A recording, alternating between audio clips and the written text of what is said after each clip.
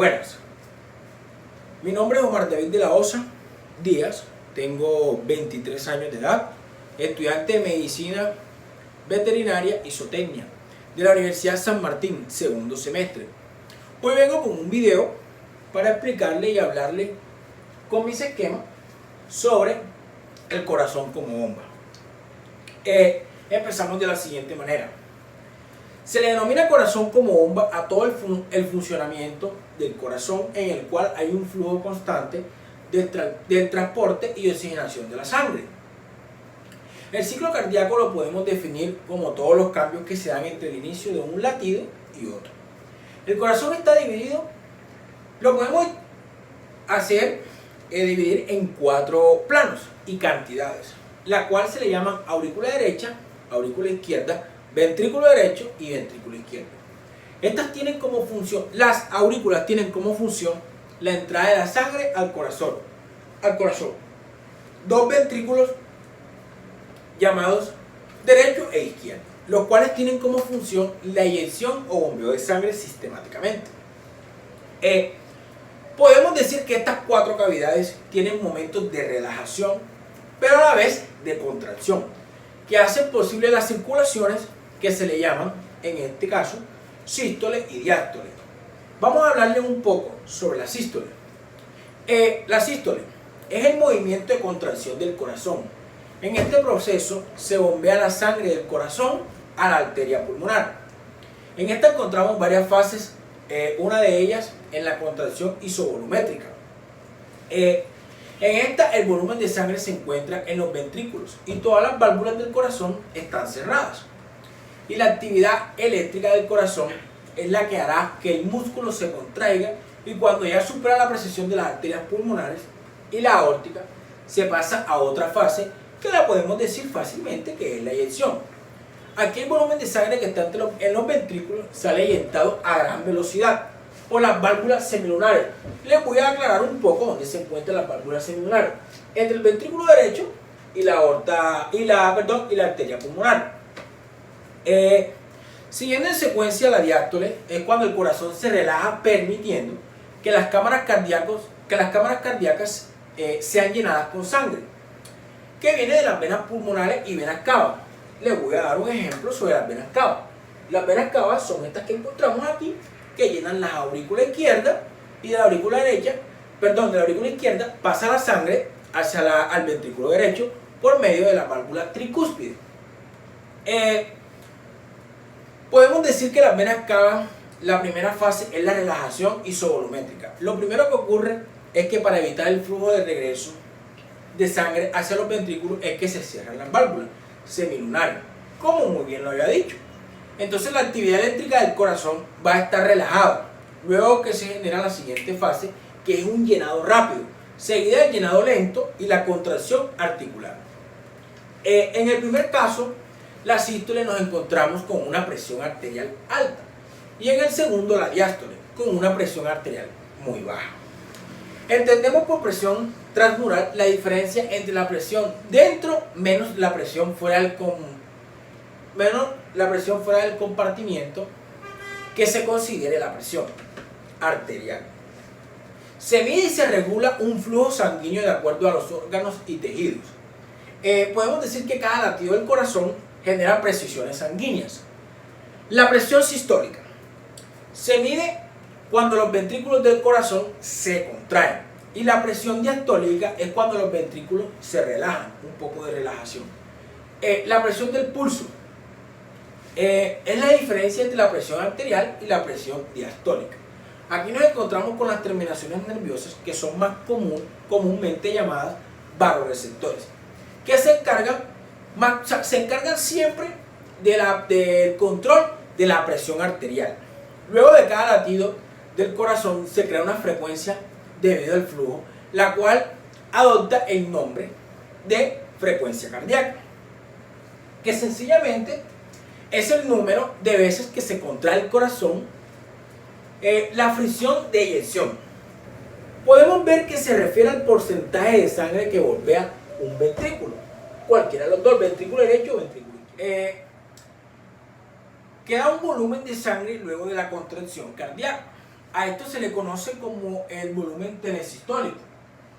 El gasto cardíaco es muy similar. Es más, se llevan de la mano. Porque el gasto cardíaco actúa directamente hacia la frecuencia cardíaca. De la siguiente manera. Volumen sistólico multiplicado por frecuencia cardíaca. El gasto cardíaco aumenta durante momentos de actividad o ejercicio muy intenso. Podemos dar un ejemplo. Un jugador de fútbol profesional se le ve que se le aumenta el volumen cardíaco, porque es un jugador, una persona que está en constante movimiento, que hace ejercicio muy intenso. El motivo es que el volumen sistólico también se aumenta en la actividad física, teniendo una mayor contractividad, para aumentar la frecuencia cardíaca y suplir de oxígeno los músculos y sus necesidades. En resumen, les puedo decir que el volumen de sangre aumenta la contractividad, aumenta la frecuencia y el gasto cardíaco. También aumenta el volumen telediastólico y el corazón funciona aceleradamente arriba de sus niveles normales, algo muy normal en una persona que hace ejercicio intenso. Los volúmenes de sangre varían,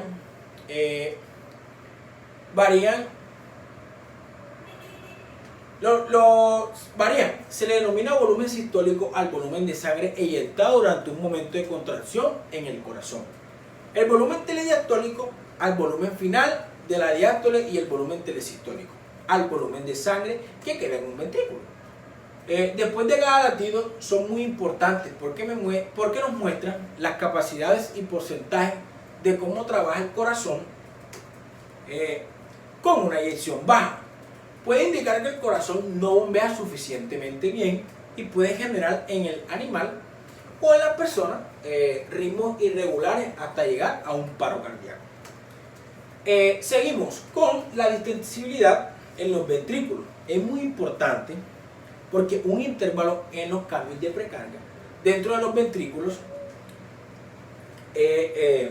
la poscarga corresponde a la presión la cual se enfrenta a los ventrículos para expulsar la sangre y superar las válvulas cardíacas, y las cuales controlan los volúmenes y porciones de sangre. Los sonidos cardíacos entran relacionados entre el cierre de las válvulas cardíacas, en el cual hay un flujo que cuando falla algún mecanismo del corazón, ya sea la precarga o la poscarga, pasa algo llamado que se le denomina adaptación ventricular, que simplemente son cambios graduales en la función normal del ventrículo, que se va ajustando a las necesidades del corazón. Retrograda y crean una vibración y se genera algo muy importante que podemos decir que es el ruido cardíaco. Una válvula mitral que la podemos encontrar entre los ventrículos y las aurículas.